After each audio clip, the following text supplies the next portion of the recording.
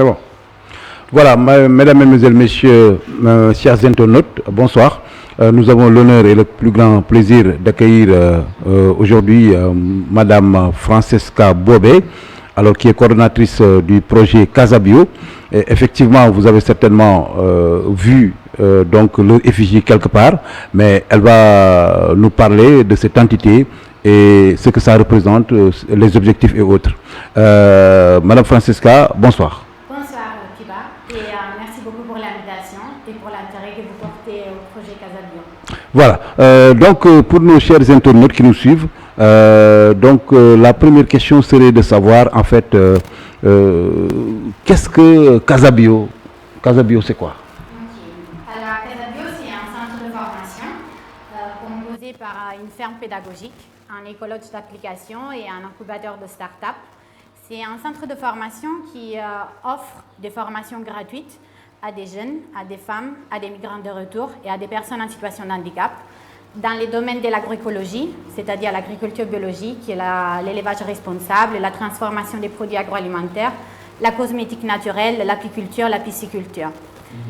L'objectif principal, c'est de former, mais surtout de faire de l'insertion professionnelle, donc accompagner nos bénéficiaires à la création de leur micro-entreprise ou quand même à la recherche d'emploi. Et vous intervenez actuellement, vous intervenez dans quelle région, dans beaucoup de départements ou bien? Ouais.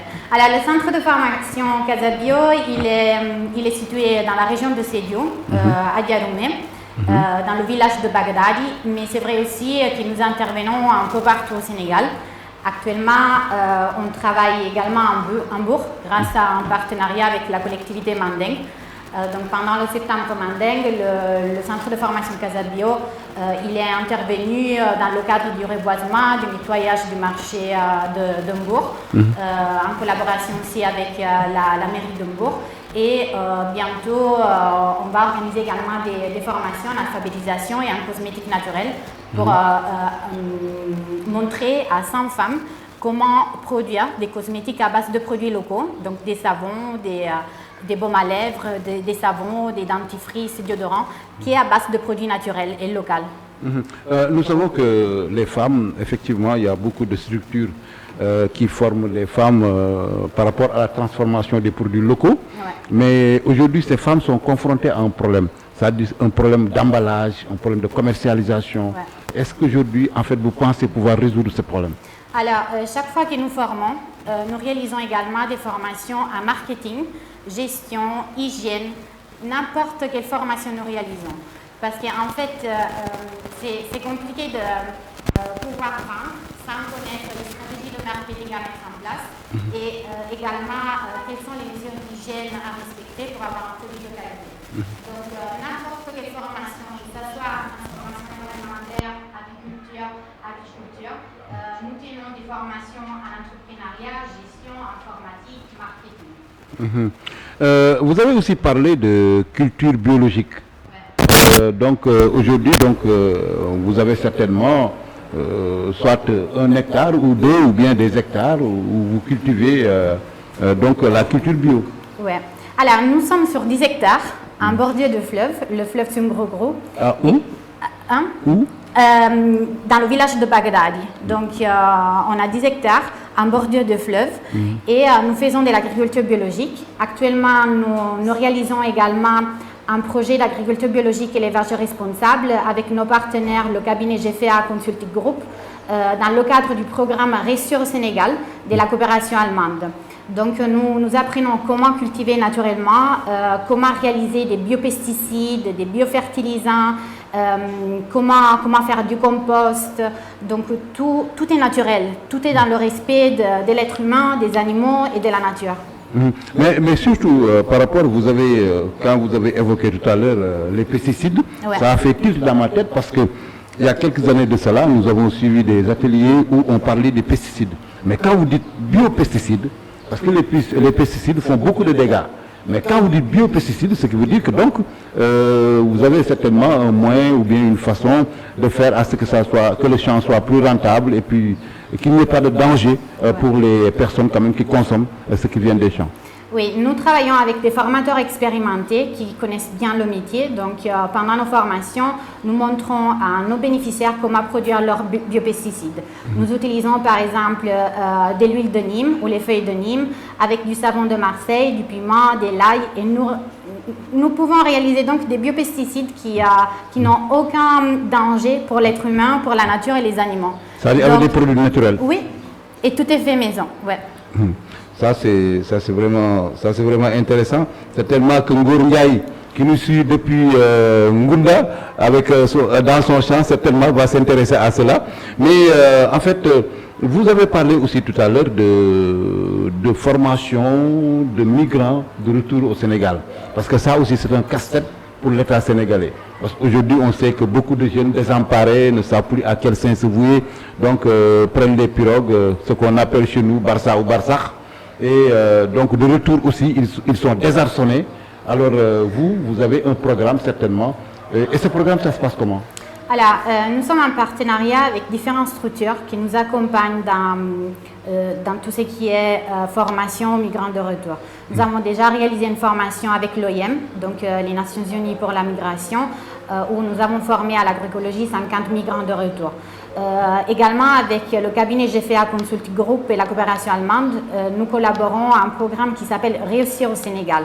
Donc nous donnons toutes les compétences et les connaissances et nous accompagnons à travers des kits de démarrage, des formations, la formalisation aux jeunes migrants pour qu'ils comprennent quel est l'intérêt d'investir au Sénégal et qu'il est bien possible de réussir au Sénégal. Mais en fait, est-ce qu'il y a réellement un suivi? Alors oui, nous, dans chaque projet, nous avons toujours une phase d'incubation, d'accompagnement, pendant laquelle, pendant des mois, il y a des professionnels à l'insertion qui suivent les bénéficiaires formés pour voir quelle a été la suite. Voilà, si le jeune, le migrant, il arrive à continuer à pratiquer ce qu'il a appris pendant la formation, donc le suivi, il est bien là. Et vous avez aussi un volet dans le cadre de vos activités, un volet purement social, parce que tout à l'heure vous nous avez parlé de consultations gratuites et et d'autres actions sociales. Oui, Casabio, elle est avant tout une association. Nous menons des activités sociales liées surtout à l'agenda 2030 pour le développement durable.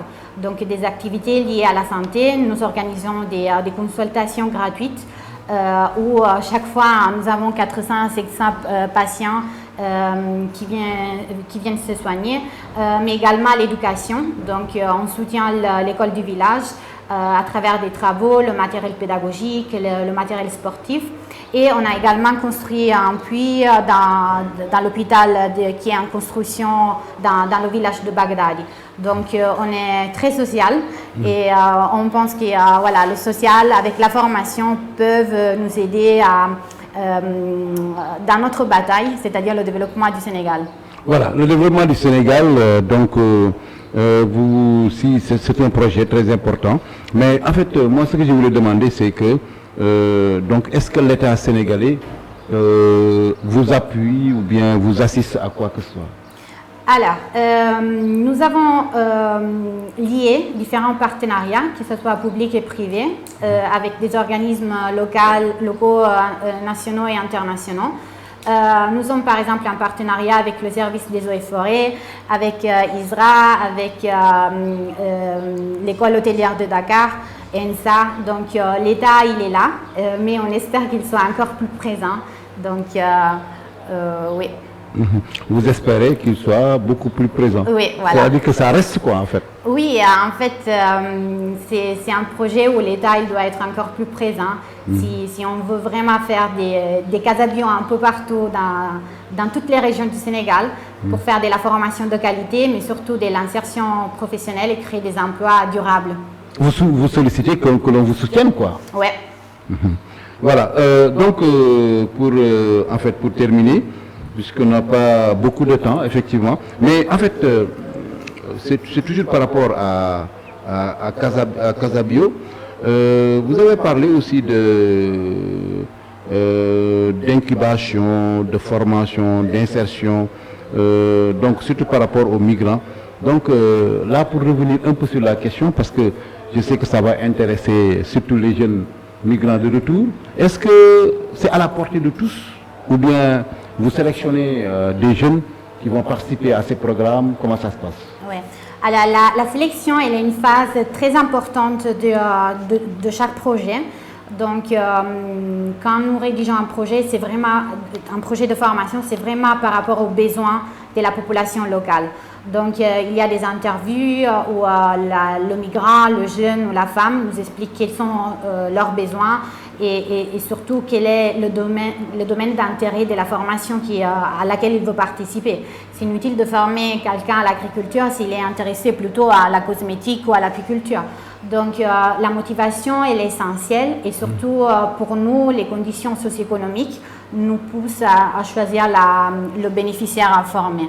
Donc ça c'est très très important et la sélection elle est à la base de la réussite d'un projet. D'accord. Et en fait, quelles sont vos perspectives? C'est-à-dire que où vous voulez atteindre? Alors, actuellement, on a presque terminé les travaux de la ferme. Donc, on est très fiers de ce travail qui a été réalisé en un peu plus d'1 an. Donc, un travail très dur. Et là, on aimerait bien entamer les travaux de l'écologe. En fait, on se rend compte de vivre sur un petit paradis. Il y a des touristes qui veulent découvrir la Casamance. On a des professionnels qui veulent réaliser des formations, mais ils ne peuvent pas être logés parce qu'il n'y a pas de structures touristiques adaptées. Mais surtout, dans l'avenir, dans 5 ans, 10 ans, on envisage vraiment d'avoir des casas bio partout, même dans la sous-région, et vraiment partager ce modèle partout, parce qu'en fait, le bio, c'est l'avenir, le naturel, c'est l'avenir. On doit respecter l'environnement. Voilà, donc merci beaucoup Francesca Bobé. Donc ça a été vraiment très intéressant parce que actuellement dans ce monde, donc on lutte pour avoir tout ce qui est bio dans ce monde. C'est-à-dire que ce n'est pas facile, mais quand même je pense que ce ne sera pas la dernière fois qu'on va vous recevoir.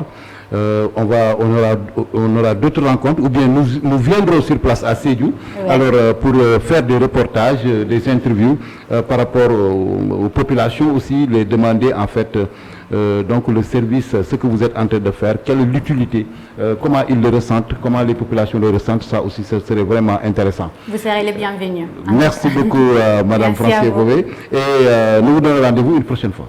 Inch'Allah.